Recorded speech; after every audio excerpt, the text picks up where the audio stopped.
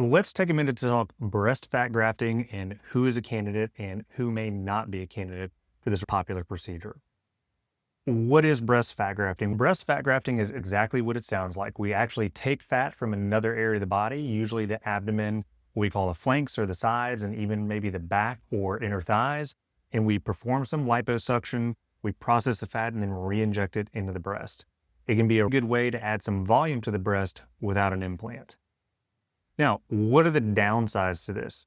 Most women are coming to us for this procedure because they don't have a lot of volume in their breast. And a lot of times women who have smaller breasts also are smaller everywhere else.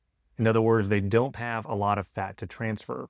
When you think about the average size of an implant, typically between 3 and 400 cc's for a primary augmentation, that's a fair amount of volume, and you're typically not going to get that much volume from a fat transfer. Think along the lines of maybe 1 to 200 cc's per breast on the vast majority of women who seek this procedure.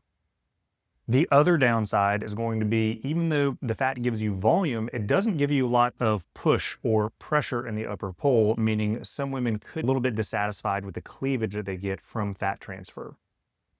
Now, if you're looking for a relatively subtle augmentation, a little bit of volume, I think it's an excellent procedure. Or if you're using it as an adjunct to another procedure, let's say we're doing removal of implants with a breast lift, you may find that doing fat grafting will give you a little bit of extra volume that you need. Similarly, even if you want a primary augmentation with or without a lift, and you're looking for that little bit extra because you don't want huge implants, I think fat grafting works really well.